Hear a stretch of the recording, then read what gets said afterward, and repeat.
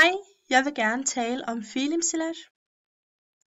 På dansk så kaldes filimsi for infinitiver, og filimsi det er et ord, som både fungerer som et verbum og et substantiv, fordi infinitiver både består af verbalstammen plus infinitivsuffikset, som så danner infinitivet.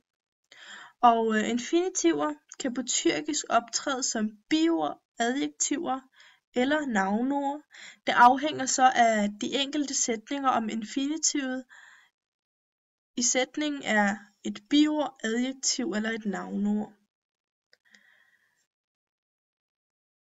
Hvis man så kigger på, hvad det er, som karakteriserer infinitiv, så kan infinitiver ikke optræde i stedet for et udsagnsord, fordi at infinitiver ikke kan udføre direkte handlinger. Og infinitiver, de får heller ikke udsagnsordsendelser. Infinitiver får heller ikke personendelser, men derimod så kan infinitiver godt få navneordsendelser. Infinitiver kan også være med til at binde ledsætning og hovedsætning sammen. Og infinitiver, de kan så derimod ikke være et direkte prædikat i en sætning, fordi infinitiver, de skal kun være et prædikat, så skal der være et ekstra verbum til stede i sætningen.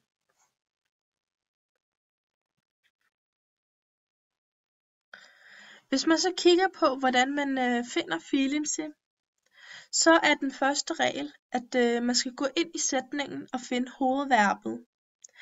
Efter man har fundet hovedverbet i sætningen, så skal man så gå ind og finde det ord, som kan få olumsuzluk eki på, altså som kan få benægtelsesendelserne på, som så kan være ma eller ma.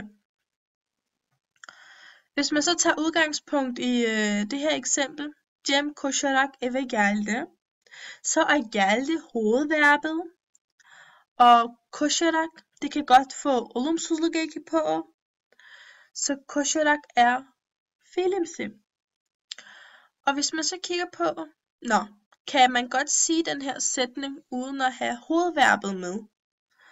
Hvis man slet ikke havde geldi med. Hvis man så sagde Cem koşarak eve, det giver jo ikke mening. Så derfor så skal der altid være et hovedverbum, før der kan være en filimsi.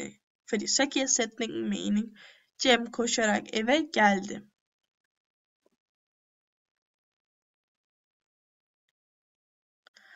Der findes 3 undergrupper inden for filimsi.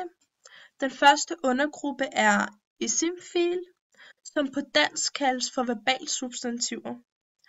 Og verbalsubstantiver, de kan så have endelserne ma, ma, mek, mak, ush, ish, ush, ysh. Og for at huske endelserne bedre, så kan man huske på ordet maushmak.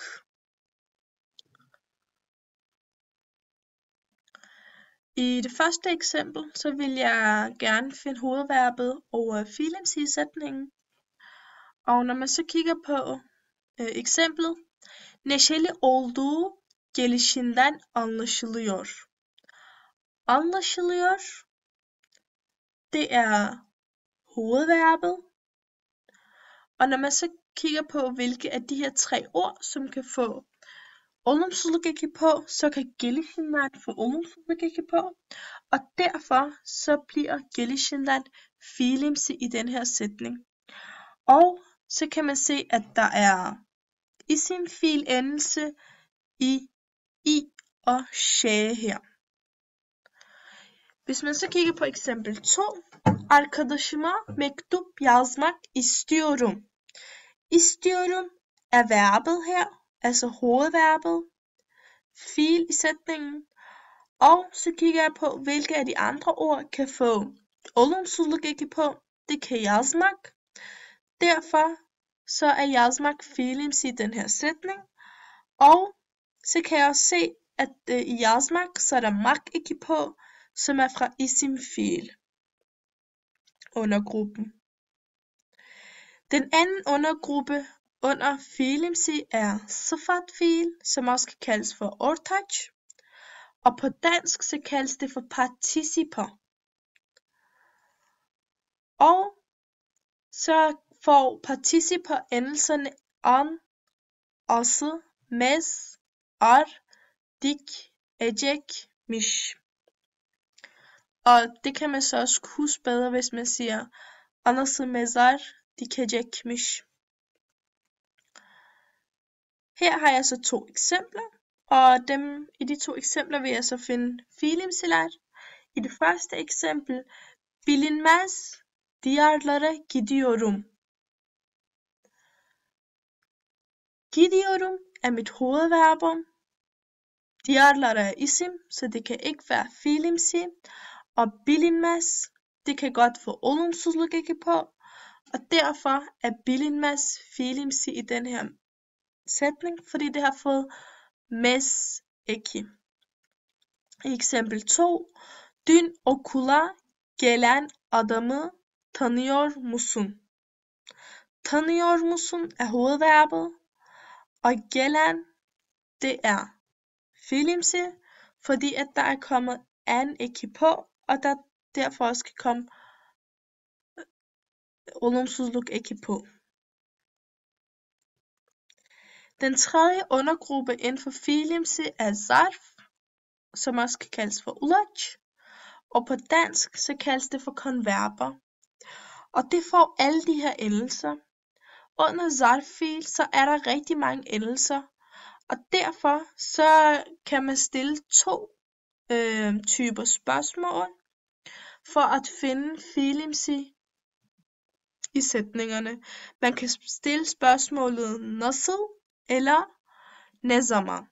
Og det vil jeg så vise et eksempel på i det her eksempler. Ahmet çalışınca kazandı. Først så finder jeg hovedverbet. Det er kazandı. Ahmet nasıl kazandı? Çalışınca kazandı. Så kigger man på eksempel 2. Herkes koşarak kaçtı. Kaçtı er verbet. Så kan man så stille spørgsmålet, herkes nasıl kaçtı? Så siger man koşarak kaçtı, derfor er koşarak fiilimsi. Og så vil jeg lige i de her 3 eksempler finde fiilimsi hurtigt. Öğrenciler dersi sessizce dinliyor. Så finder jeg først verbet, og det er dinliyor. Derefter så ser jeg på, hvilke ord der kan få olumsuzluk eki på. Og det er så, der er der ikke nogen ord, der kan få på, fordi at der er ikke nogen ord, der er fiilimsi i det her sætning. Så derfor i den her sætning er der ikke nogen fiilimsi, men der er kun et verbum, som er dinliyor. Så kigger jeg på i sætning nummer 2, om der er noget fiilimsi. Emre eve gitmek istiyor. İstiyordu. Undskyld. İstiyordu, det er verbet. Så kigger jeg på, hvilke af de her ord, som kan få olumsuzluk eki på. Og det er gitmek, som kan få olumsuzluk eki på, fordi det har fået mek eki på her. Og derfor så er gitmek fiilimsi. I det sidste eksempel, Elif dinleyince konuyu anladı. Så kigger jeg, anladı, det er udsagsordet, og dinleyince, det kan få mak eki på, så derfor er dinleyici fiilimsi. Og i tyrkisk så er der nogle ord, som altså nogle infinitiver, som ikke er infinitiver mere, altså de er ikke fiilimsi mere. Og på tyrkisk så har man den forklaring, at bazı fiilimsiler zamanla kalıplaşıp kalıcı bir ad oluyorlar. Og nogle af de her ord, som ikke er fiilimsi mere, som er blevet til ad, det er dondurma, sarma, dolma, yemek, yiyecek, içecek, çakmak og kazma. Og jeg vil lige nævne det sidste eksempel, inden jeg slutter af. Tonguç çalışınca başarır. Så kigger jeg. Başarır, det er verbet. Og hvad kan så få olumsuzluk eki på? Çalışınca kan få olumsuzluk eki på, så det er fiilimsi. Så i det andet eksempel, Tonguç çalışırsa başarır. Başarır er verbet, og çalışırsa, det er ikke fiilimsi, fordi at der er sa eki på. Når der er sa eller se eki på et verbum, så står det jo i genitivssamaren, det står i fremtid. Og når noget står i fremtid, når det står i genitivssamaren, så kan det ikke blive fiilimsi. Så çalışırsa er ikke et fiilimsi, men en fiil. Fordi at det har fået udsagnords på, som er sa eller sa.